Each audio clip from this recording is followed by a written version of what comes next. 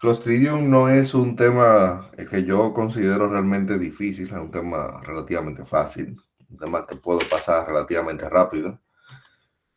Que ustedes de por sí tienen ya alguna noción del tema de Clostridium, algo han escuchado sin duda. En micro se habla de Clostridium, tétano es un tema que siempre genera cierto interés, particularmente por la parte de las vacunas. Pero habla de los Clostridium. Bien, miren, de manera general tenemos aquí la clasificación. Eh, ¿Por qué hay tan la de los cocos gran positivos? Si eso no, eso no es un error. Dame borrar eso. No, ya yo entiendo cuál es mi error. Esta es la clasificación de los gran positivos. Bien. Ok, miren, esa es la clasificación de los gran positivos. Recuerden, ¿verdad? Que tenemos bacilo, tenemos coco y tenemos algunas bacterias que son filamentosas, que son las que tienen forma de hongo. Entonces nosotros estamos aquí en los bacilos, gran positivo, ¿verdad? Anaerobio, Clostridium. Ahí está. Eso se supone que es lo que hemos hablado hoy. Ya sabemos desde ya que son bacilos gran positivos anaerobios. Entonces vienen ahí las cosas generales básicas de los Clostridium, bacilo gran positivo, se caracterizan porque forman esporas. El hecho de que forme espora es lo que le permite a lo mejor diseminarse más fácil y aguantar cambios de temperatura incluso. Es anaerobio obligado, es decir que si se somete a un poco de oxígeno, esa bacteria se muere. Y bueno, ahí tienen los distintos hábitats de los que pueden estar, que son muy variables. Y en cuanto a cómo hacen enfermedad, la mayoría lo hacen generalmente por producción de toxina. Bien, generalmente es una toxina que se produce que acaba haciendo algún daño particular. Bien, dependiendo de cuál estemos hablando, porque son varios Clostridium. Entonces, estos serían los principales. El perfringens, el Clostridium perfringens, que es el que da particularmente la gangrena gaseosa, ¿verdad? O gaseosa, como quieran decirle. También tenemos el Clostridioides difícil, que este realmente no se llama Clostridium, sino que se llama Clostridioides. Y es porque en el género vieron como que tenía un magnesio diferente a los otros Clostridium y quisieron sacarlo de ahí. Pero es la misma vaina, es un Clostridium al final. Aunque su nombre no es Clostridium, es Clostridioides, la forma correcta de llamarlo. Bien, al difícil, que es el que se asocia, recuerden, a diarreas en pacientes que han utilizado antibióticos. Eso es muy típico de examen. Luego tenemos el tétano, que da tétano, y el botulinum, que es el que da botulismo, y es el que nosotros utilizamos en el Botox. No sé si lo sabían. El Botox al final es la toxina botulínica. Entonces ahí ven un cuadro que pues dice alguna cosita eh, resumida de cada uno de ellos. Y es que cada uno va a tener un hábitat diferente, yo comentaba, aunque todos pueden vivir en el intestino de manera normal. Y entonces decía que la patogenicidad de ellos viene por toxinas y esa toxina va a ser diferente dependiendo de cuál Clostridium estemos hablando. El botulinum tiene la toxina que acabo de mencionar, el Botox, la toxina botulínica. El difícil tiene toxina A y B. Resulta que las dos toxinas son lesivas para el epitelio gastrointestinal, es decir, que al final eso no es tan relevante. El perfringens tiene toxina alfa y enterotoxina. Alfa viene siendo la toxina que puede hacer un daño a nivel de la piel, que es la que puede dar la gangrena gaseosa, y la enterotoxina sería la toxina, todo eso está más adelante, ¿eh? Y la enterotoxina es la toxina que entonces ya daría manifestaciones, pero a nivel intestinal particularmente. Luego tenemos la del tétano, que se llama así, toxina tetánica, que la inmunoglobulina que ponemos, así que se llama, ¿verdad? La inmunoglobulina antitetánica. Entonces, nada, la transmisión también va a ser un poco diferente, cada una de ellas. Vamos a hablar ahora de eso. Y la presentación clínica también va a ser diferente a cada una de ellas.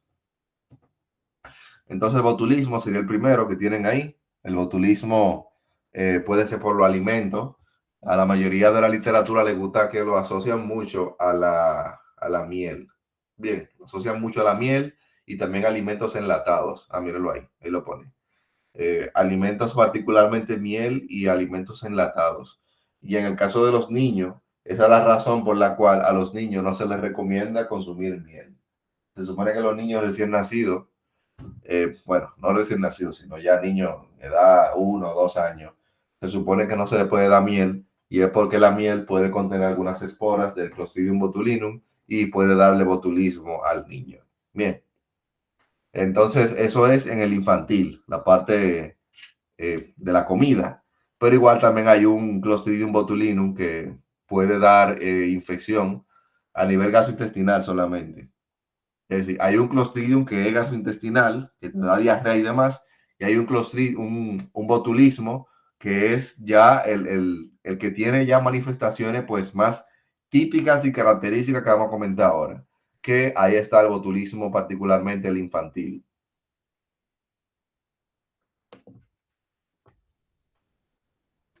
Aunque no se me quiere mover el teclado ahora. Bien. Y nada, ahí tienen otro que puede ser por herida. Eso es lo que estaba comentando, que la transmisión entonces puede ser o porque tú ingieres una toxina por algún alimento, particularmente alimentos enlatados, o en el caso de los bebés tenemos la parte de que se pueden ingerir esporas. También está la parte de las agujas. Ahí ven la patogénesis. De la patogénesis solamente me gusta resaltar la diferencia particular entre la toxina botulínica con la toxina antitetánica. Y es que el botulismo lo que hace es que bloquea los canales de acetilcolina, ¿verdad? Esta parte. La toxina botulínica bloquea los canales de acetilcolina. Entonces, como se bloquean los canales de acetilcolina, al final la placa neuromuscular no puede hacer una contracción idónea. Por lo tanto, el paciente tiene literalmente una flacidez en sus músculos y va a tener una parálisis flácida. Bien, es decir, es totalmente lo contrario a lo que ocurre en la toxina del tétano que vamos a comentar ahora. Esta toxina lo que hace es una parálisis del cuerpo prácticamente completo. Es decir, tú pierdes la fuerza del tono muscular en prácticamente todas sus extremidades. Entonces ahí ven los síntomas. Algunos síntomas son muy generales, los prodrómicos, lo que ocurren justamente antes de que empiece esa clínica florida del Clostridium botulinum, que ahí tienen lo de náusea, vómito, dolor abdominal, diarrea, el dolor de garganta, y ya luego sí tenemos los síntomas que son más típicos del botulismo, que lo más importante serían a nivel de adulto, particularmente lo de la diplopía, la tosis, como ven ahí, y también la disfagia, que sería pues problema para tragar. Y tenemos que el paciente puede empezar a tener una parálisis flácida descendente, es decir, va a empezar a tener, es lo contrario a Guillain-Barré. Recuerde que Guillain-Barré era un síndrome que tiene una parálisis motora que es ascendente, es decir, de abajo hacia arriba. En el caso de botulismo, es lo contrario, es descendente, es decir, de arriba hacia abajo. Pero el Clostridium botulinum, donde más tiene importancia, es probablemente en lo lactante, que son los que particularmente tienen una pérdida total del tono muscular, decía, y entonces ellos van incluso a llorar débil, todo como que sin fuerza. Entonces ese sería el botulismo probablemente que más se le da relevancia y el que más mortalidad va a tener.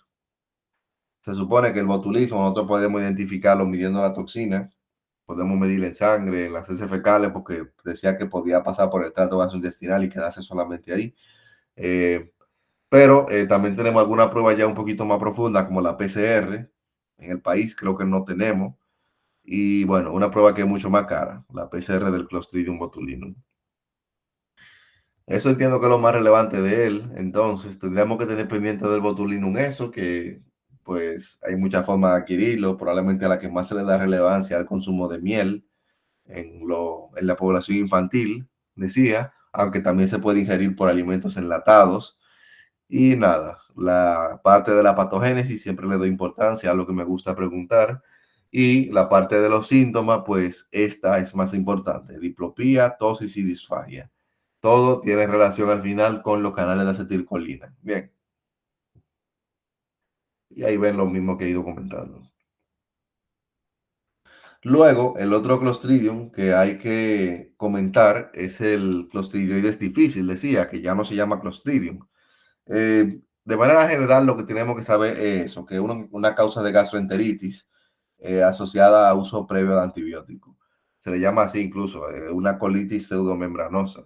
Entonces, míralo ahí, es una colitis inducida por uso de antibiótico. Es bastante común. 3% de los adultos sanos llegan a tenerla y pacientes hospitalizados mucho más. Hay más riesgo todavía. Entonces ahí tiene lo de la transmisión que sería fecal oral y también por persona a persona. Es decir que el Clostridium difícil tiene algo particular que siempre me gusta comentar y es que la prevención de este es importante en el sentido de que si yo tengo un paciente con Clostridium, después de yo topar todo lo que yo tope en esa habitación, lo ideal es que yo antes de ver a otro paciente me lave la mano con agua y jabón. Suena como que tonto lo que estoy diciendo a lo mejor, pero cuando ustedes estén en hospitales se van a dar cuenta que generalmente hay manita limpia y mucha manita limpia. Nosotros podemos utilizar alcohol en gel y el alcohol en gel realmente no es malo. O sea, no quiero hablar mal de él. Es bueno, muy bueno utilizar siempre alcohol gel antes de cada paciente. Pero si el paciente tiene Clostridium, el alcohol en gel no es suficiente. Bien, es decir, no pueden utilizar alcohol en gel, sino que tienen que utilizar lavado de mano con agua y jabón. Eso es muy importante tenerlo presente, porque el alcohol en gel no tiene actividad contra el Clostridium. Y si utilizamos alcohol en gel, vamos entonces a hacer una infección, eh, un brote ahí de Clostridium en hospitales, que se han visto casos, por eso lo estoy diciendo. Pero ya saben que no es solamente fecal oral, sino que nosotros podemos transmitir la espora a otro paciente. Decía que hay dos toxinas en el caso del Clostridium, hay una A y una B. Resulta que ambas toxinas pueden dar síntomas gastrointestinales, pero probablemente la que más relevancia se le da a la toxina B. Como ven ahí, la toxina B sería una toxina 10 veces más potente y su principal daño sería particularmente en la célula del intestino, que se llama así, el enterocito, y ahí es que ocasiona la típica colitis pseudomembranosa, que se llama principalmente el síntoma. Y esto es lo que decía que el Clostridium entonces va a ser resistente al calor y también va a ser resistente a productos químicos como puede ser la manita limpia, si eso es lo que nosotros utilizamos para higienizar nuestras manos. Entonces, ¿qué caracteriza la colitis membranosa? Es un cuadro de gastroenteritis, generalmente una diarrea que es líquida, es decir, puramente líquido, con dolor abdominal y el paciente va a tener prácticamente siempre el antecedente de que utilizó antibiótico. El antibiótico de todos, que el que más se asocia a este cuadro de gastroenteritis, es la clindamicina. A los americanos generalmente no les gusta la clindamicina por eso, porque la clindamicina tiene mucha actividad contra las bacterias normales de nuestro intestino. Entonces, si nosotros utilizamos antibióticos que barren nuestras bacterias del intestino, nosotros estamos permitiendo que bacterias como el Clostridium proliferen solas y entonces acaben desarrollando enfermedad en nuestros pacientes. Bien, entonces tenemos que tener cuidado con eso. Utilizar antibióticos, recuerden que siempre tiene actividad no solamente contra la bacteria mala, sino que también tiene actividad contra la bacteria buena. Entonces el Clostridium se favorece de eso, se favorece de que nosotros empezamos a tomar por un dolor de cabeza una ampicilina y no solamente estamos favoreciendo a que en el futuro haya resistencia a la ampicilina, sino que también estamos favoreciendo a que nuestro colon pierde bacterias buenas y bacterias malas, como el Clostridium difícil, puede entonces empezar a crecer y a hacer entonces enfermedad produciendo toxinas. Y es que para diagnosticar el Clostridium tenemos dos formas nosotros. O medimos directamente la toxina, que podemos hacerlo en República Dominicana, eso no es nada del otro mundo. Y también tenemos la PCR. Yo le comentaba ayer que a nivel de cuadros gastrointestinales existe un panel de gastroenteritis que mide por PCR mucho posible patógenos que causan diarrea. Entonces ahí también se incluye el Clostridium difícil y muchos lo diagnosticamos así.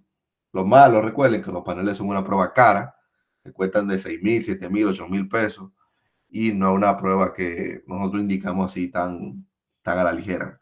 Pero si yo tengo un paciente que usted usó antibiótico y ahora tiene diarrea líquida, yo o le pido la toxina o le pido un panel gástrico que también detecta el Clostridium. Luego tenemos otros Clostridium, que estoy pasándolo medio rápido porque al final todo está muy bien escrito ahí. Yo le pongo hasta de color lo bonito, lo importante, que es el perfringens. Yo le decía que el perfringens podía dar lesión a nivel de la piel y causar una gangrena gaseosa, como también podía dar intoxicación a nivel alimentario. Bien, pero en el caso de intoxicación alimentaria probablemente no tiene ninguna relevancia. Es un cuadro que decimos que autolimitado. Dígase que es un cuadro que se quita solo. Bien, eso no tiene mucha ciencia. Entonces, en cuanto a la transmisión, al final sería por las esporas.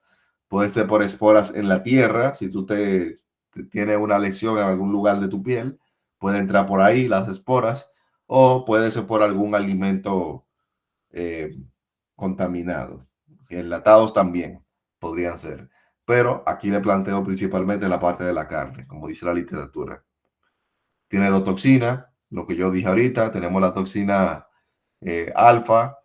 La toxina alfa, entonces, ahí ven todo eso yo no lo preguntaría en el examen, eso ya es como que muy, muy molecular y es lo que se supone que explica toda la parte de la sintomatología, pero fíjense que la toxina alfa, que es la que principalmente se asocia a eso, a lo de la gangrena gaseosa, produce un daño particularmente a nivel de la vasculatura que favorece incluso a la formación de trombos y a lesión isquémica y a favorecer un ambiente anaerobio, como dice ahí, y de ese ambiente anaerobio entonces empieza a proliferar más ese clostridium, empieza a producir más toxina todavía y hace ese caos, vamos a decir. Incluso podría tener esa otra toxina, pero la otra no es tan relevante, sino que sería más la parte de la toxina alfa. Yo creo que no le puse una imagen de eso, pero eso se ve terrible, ¿eh? Cuando un paciente tiene una gangrena gaseosa, la extremidad que está afectada se pone negra, negra, negra, porque pierde vasculatura, estoy diciendo. O sea, hay fenómeno trombótico y disquemia ahí. Entonces, eh, la solución muchas veces, aunque suene muy drástico, es amputación. Porque estamos hablando de que hay un problema vascular ahí, o sea, eso es terrible. Luego tenemos también la parte de la intoxicación alimentaria que decía que sería esto, pues no hay que hablar mucho de eso, simplemente que tú por comer un alimento contaminado puede acabar con ese Clostridium produciendo de toxina y lesionando todo el epitelio, dando diarrea. Pero esta diarrea decía que no es como la del Clostridium difícil. Esta diarrea ya es autolimitada, no se podría estar sola. Esa no tiene mucha ciencia. Mírenlo ahí. Una diarrea que autolimitada que se resuelve a los 1 o 3 días. Eso no hay que hablar de esa parte. Ah, mira aquí la foto. Yo sabía que se tiene una foto. Esa es la foto de cómo se ve entonces la lesión cutánea del Clostridium perfringens, es decir, la gangrena gaseosa. Miren cómo se ve esa pierna. O sea, yo veo esa pierna en un paciente mío y yo te respondo como que, ok, yo te voy a poner antibiótico, pero tú tienes que saber que, o sea, ahí es poco probable que salvemos esa pierna. Y ahí ven entonces los datos típicos. Un paciente que va a tener un dolor exagerado, que si le duele exagerado, ese es probablemente el dolor a nivel de infectología, a nivel cutáneo, el que más duele por mucho.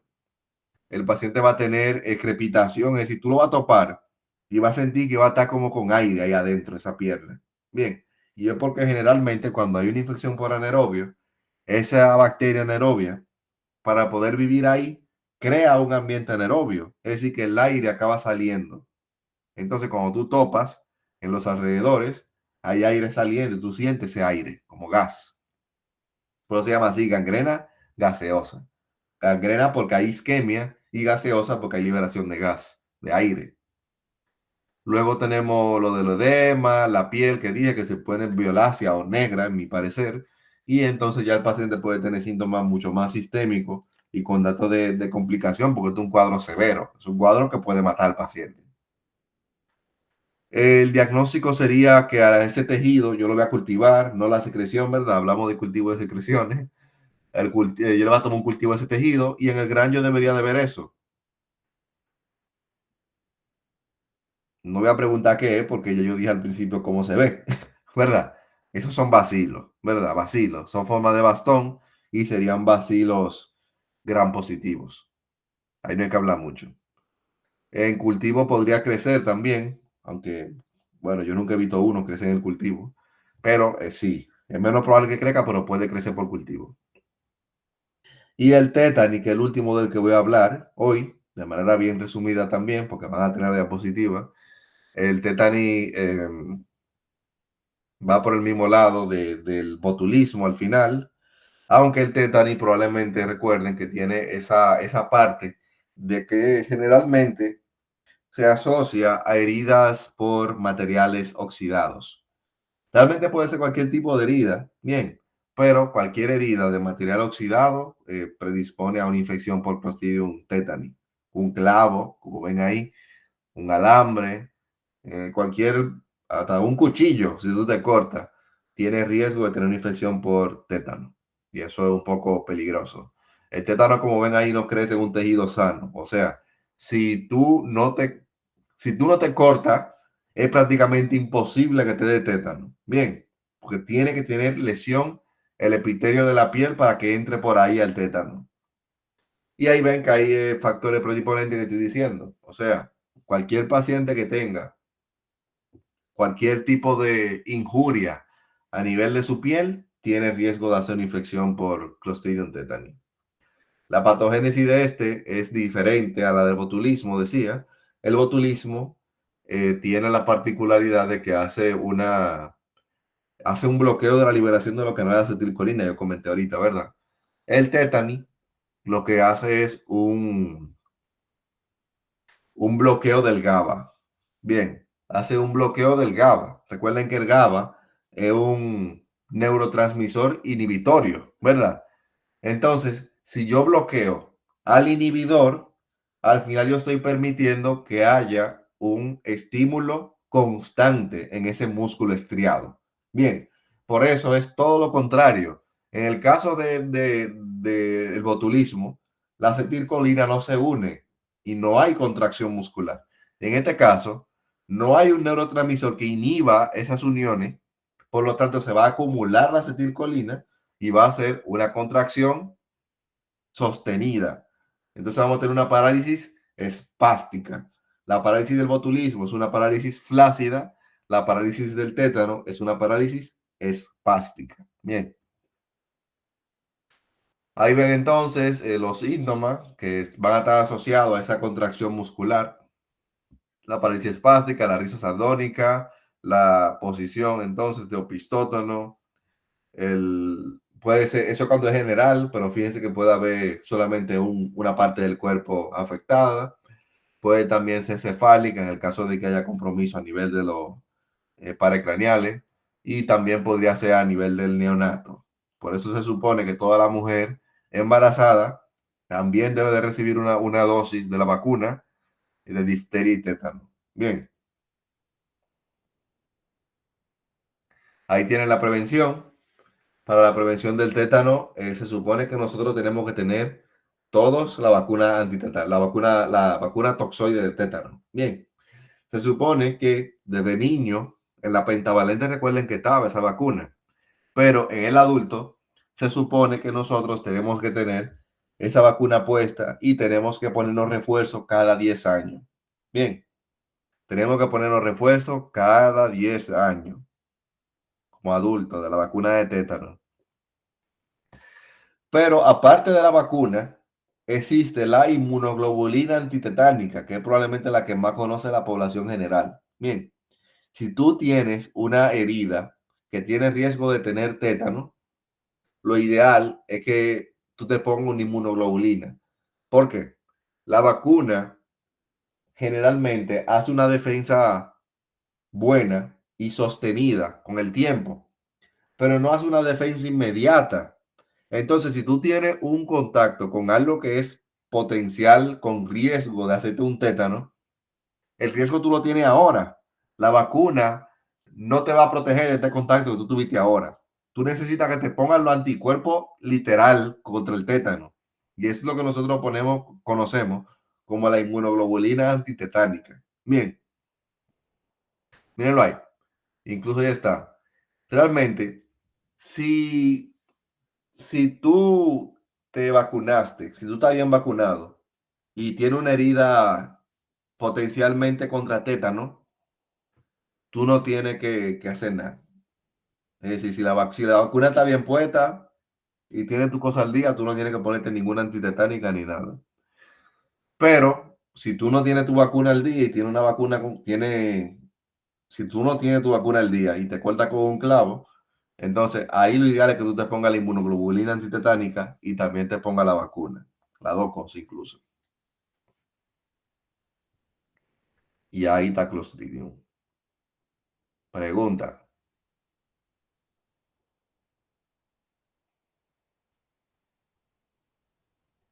No, yo sé que ya se me están durmiendo. Yo sí, es que yo no sirvo para hablar más de 2 horas. No hay No, como que preguntas, profe, como todo bien. claro. Todo claro, profe. Está bien, está bien. Bueno, como yo estoy agotado también, pues yo no sirvo para hablar mucho, dije, y no di los temas por darlo. No puedo continuar, pero entonces avanzamos bien, o sea, dimos 3 temas, ¿verdad? Tres. Dimos vacuna, Clostridium y quedó de gente conocido. Dimos 3 temas, o sea, avanzamos mucho. Entiendo que si avanzamos así cada clase que demos, podemos avanzar bien. Entonces, continuaríamos la semana que viene, ¿verdad? Los temas cada vez van a ser así, más cortos, y le voy a pasar ahora las 3 diapositivas, que yo siempre le voy a pasar la diapositiva y ustedes al final se lo siguen leyendo y no teman en hacer preguntas sobre el tema, aunque yo lo haya dado ya, porque ustedes a medida que lo van leyendo puede que surja alguna pregunta, bien. Pues nada, se me cuidan, estudien con tiempo, les deseo lo mejor y pido disculpas de nuevo por no dar la clase presencial. A mí me gusta mi clase presencial, pero nada, nos veremos momentáneamente después. Se cuidan. Gracias, profe, igualmente. Igualmente, Gracias, pase buenas. gracias.